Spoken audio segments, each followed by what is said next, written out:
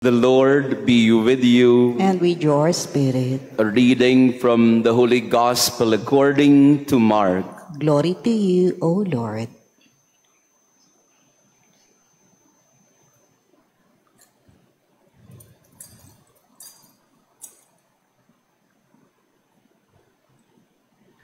At that time, John said to Jesus, "Teacher, we saw someone driving out demons in your name, and we tried to prevent him because he does not follow us." Jesus replied, "Do not prevent him. There is no one who performs a mighty deed in my name who can at the same time speak ill of me. For whoever is not against us is for us. Anyone who gives you a cup of water to drink because you belong to Christ, amen, I say to you, will surely not lose his reward. Whoever causes one of these little ones who believe in me to sin, it would be better for him if a great millstone were put around his neck and he were thrown into the sea. If your hand causes you to sin, cut it off. It is better for you to enter into life maimed than with two hands to go into Gehenna, into the unquenchable fire. And if your foot causes you to sin, cut it off. It is better for you to enter into life crippled than with 2 feet to be thrown into Gehenna. And if your eye causes you to sin, pluck it out. Better for you to enter into the kingdom of God with 1 eye than with 2 eyes to be thrown into Gehenna, where their worm does not die and the fire is not quenched. The Gospel of the Lord. Praise to you, Lord Jesus Christ. Please be seated. Praised be Jesus Christ. Now and forever. Good morning, dear friends. Good morning, Father. Brothers and sisters, pakibatin ng good morning ang ating mga kasama ngayong umaga. Beautiful Sunday morning to be together in prayer. To our online parishioners, thank you also for praying with us today. The 26th Sunday in ordinary time and supposedly the feast of the archangels, Michael, Gabriel, Raphael, and the archangels. But of course, it's a Sunday, so we don't celebrate in the liturgical feast the angels. But we know very well that these angels always protect us and guide us. Many times we look at the other as a rival. Rival to the throne, rival to power, rival to fame, or rival to authority and influence. Our readings today talk about the sense of insecurity in Joshua and in John. In the first reading, we heard of Moses sharing his spirit to 70 elders, the gift of prophecy. However, there were 2, Eldad and Medad, who did not go to the meeting tent when Moses, inspired by the Lord, shared his gift of prophecy to others. And yet, the 2 who were left behind were also given the same ability, the gift of prophecy. And Joshua, one of the young men, reported to Moses, "Moses, these 2 guys are prophesying, but they are not with us." And Moses told Joshua, "Joshua, let them be. They're not rivals to us. Would that everybody has the gift of prophecy." Moses told them, "Kung pwede nga lang sana, lahat ay mayroong biyaya at kagalingan o kakayanan na maging propeta." Huwag mo silang kainggitan. Don't be insecure about their ability to prophesy. It's good that everybody does it. In the gospel, John also said to Jesus, "Master, merong tao doon na nagpapagaling sa pangalan mo, driving out demons in your name. Should we stop him? Let's prevent him from doing that because he is not with us."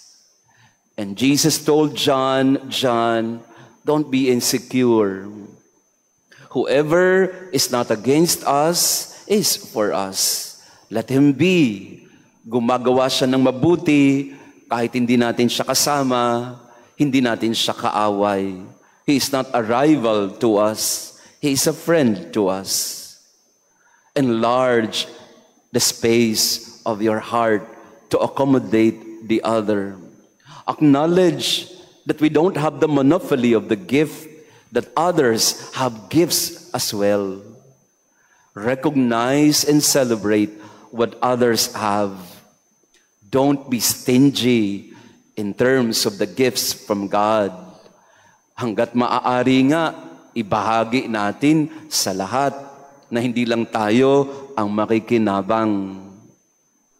At yun ang sinasabi ni Santiago sa pangalawang pagbasa. Kung lagi na lang tayong nagpapayaman para sa sarili natin, anong mapapala natin pagdating ng panahon? Hindi natin binibigyan ng tamang pasahod ang ating mga manggagawa para lang mas dumami ang kita natin. Anong kita mo talaga sa kalaunan kung ikaw din lang naman ang umuunlad at hindi ang iyong kapwa? Ang ating mga pagbasa ngayon ay nagbibigay sa atin ng malinaw na paalala at turo. Share the gifts. We don't have the monopoly of gifts. Treat others not as rivals or threats or enemies to you. Instead, look at others also as God's gift to you.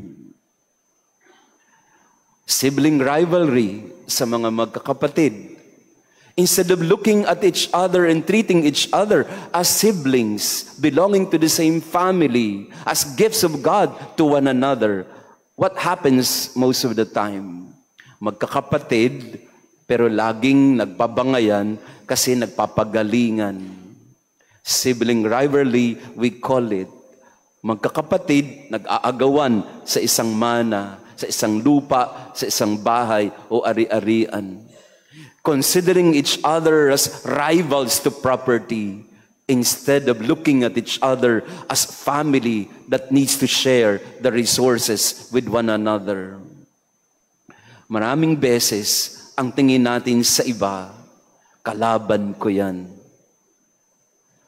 Hindi natin makita na sa iba, gumagalaw din ang Espiritu Santo at meron din silang mga biyaya na dapat nating ipagpasalamat.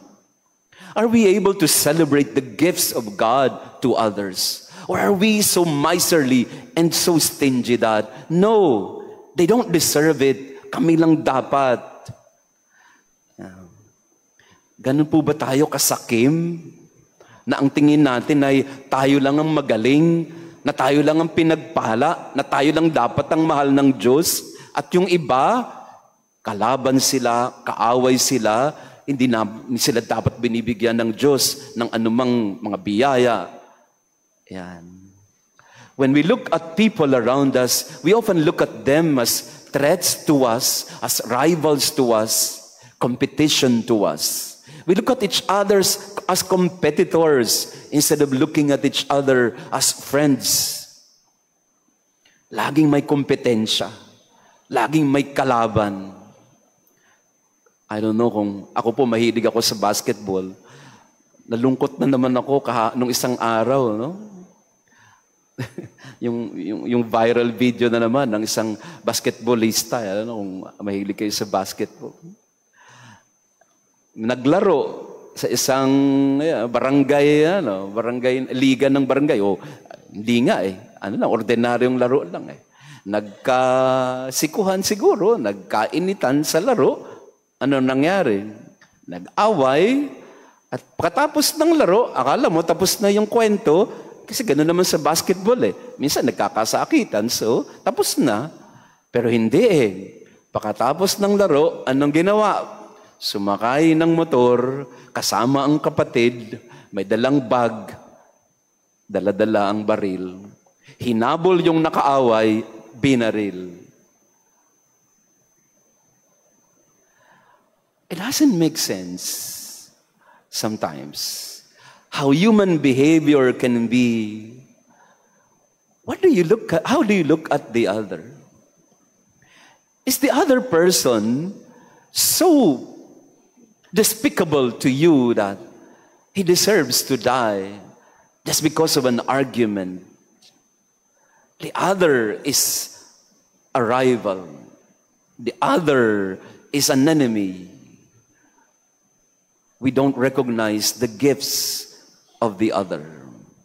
We look at them instead as our rivals to whatever we desire for ourselves. Pakitingnan nga ang katabi mo. Kaibigan ba siya o kalaban? Sa parking lot, di ba? Simpleng parking lot. Nagkakainitan, bakit? Parehong nakakita ng parking slot. Parehong nagunahan, naggitgitan, walang gustong magbigay.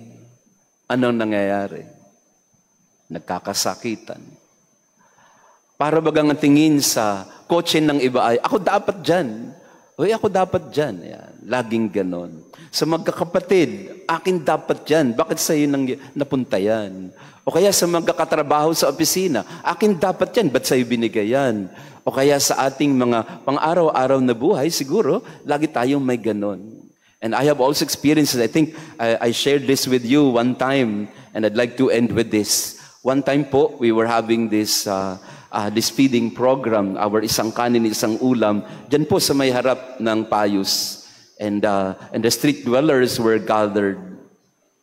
And then I joined the street dwellers in the feeding program. Natuwa po ako dahil meron pong nagpapakain na iba. Hindi po tayo, hindi po yung isang kanin, isang ulam. Merong mga evangelicals na nagpunta at nagpakain. And I was so happy. I was so happy. So I went out and wanted to meet them and talk to them because I wanted to affirm them, to tell them, good. It's good that you are helping them. And it's good that we are helping each other in helping people. So pumunta naman po ako to meet their pastor. But because the pastor was teaching something to the street dwellers, napatigil po ako dahil yung kanyang pinipreach sa mga street dwellers ay, sabi ng pastor, at talagang pagpasok ko, yun ang sinasabi niya. Ay, ba't kayo naniniwala sa mga Diyos-Diyosan ng mga Katoliko? Bakit kayo nagpupunta dyan sa mga hahaplos-haplos kayo, sa mga Nazareno at kung ano pa yan? Teka muna. Bakit parang hindi yata maganda yun narinig ko? And then he went on for around 15-20 minutes talking about how wrong Catholics are. Ang ganda ng intention ko para puntahan siya at makipagsabi na thank you for feeding the street dwellers. Thank you for doing that. What did I hear from this pastor? Sinisiraan yung mga Katoliko. Ako naman po, ay hinihingi ko po ng tawad. Nag-init ang ulo ko, inaway ko. Huwag niyong tutularan. Hindi ako nakapagpigil. At sinabihan ko siya, Pastor, magpapakain lang po tayo dito. Wala na pong ganyanan. Kasi kung magsisiraan din lang tayo ng relihiyon, etc., ano pang saysay na pinapakain natin sila? Sa madaling salita, kaming dalawa ni Pastor ang nag-away. Hindi ko naman po inaway. Sinabi ko lang na, walang ganyan. Huwag ganyan. Magtutulong-tulungan tayo eh. Hindi tayo magkakaaway. Pakisabi nga sa katabi mo, hindi tayo magkaaway. Pwede ba? Magkakapatid tayo. Kung iba siya at iba ang ginagawa niya, kung meron siya at wala ka, hindi dapat kainggitan. Let us try to celebrate the gift of the other. Let us try to recognize the movement of God in the other. Let us try to be one with each other in love, in service, in unity and harmony. So in this Mass, we pray for more humility in our heart, that we may celebrate and be grateful for the gift of the Spirit that is in the other. Praise be Jesus Christ. Now and forever. Please all stand. Let us pray. May this heavenly mystery, O Lord, restore us in mind and body, that we may be co-heirs in glory with Christ, to whose suffering we are united whenever we proclaim His death, who lives and reigns forever and ever. Amen. Maraming salamat po ulit sa inyong pagdalo sa ating banal na misa. Thank you for being here with us today. To our online parishioners, thank you also for praying with us. Mga kapatid, we are sisters and brothers to one another. We need not be rivals and enemies. We belong to the same family. Celebrate the gift that is in the other. Accept their victories. Celebrate with them. Never be jealous or envious of them. Kung binigyan sila ng Diyos, salamat. Kung wala tayo, salamat pa din. Hindi kailangang mag-away dahil meron sila, tayo wala. So we are friends, we are family. Let us always keep that in our heart. Amen? Yan. So having said that, ako po yung magpapaalam muna saglit. Mamamaalam ho muna ako, mawawala ng from October 1 up to 19, so mamayang gabi po. So up to 19, I will be in a Marian pilgrimage. So if you want, we can pray for you. You can put your intention in a piece of paper. You give it to the office, and I'll bring them to the churches that we will visit in our Marian pilgrimage, no? To Lourdes, to France, to Rome, to San Padre Pio. So if you want your intention to be included, just write it down. Hindi po kailangan mahaba. Just one intention. I'll bring them to my masses in the pilgrimage, sa Marian pilgrimage. So, again, don't look for me because I'll be away for 19 days at least. The Lord be with you. And with your spirit. And may our loving God bless you and your family, the Father, the Son, and the Holy Spirit. Amen. Our Mass has been offered. Go in peace to love and serve the Lord. Thanks be to God.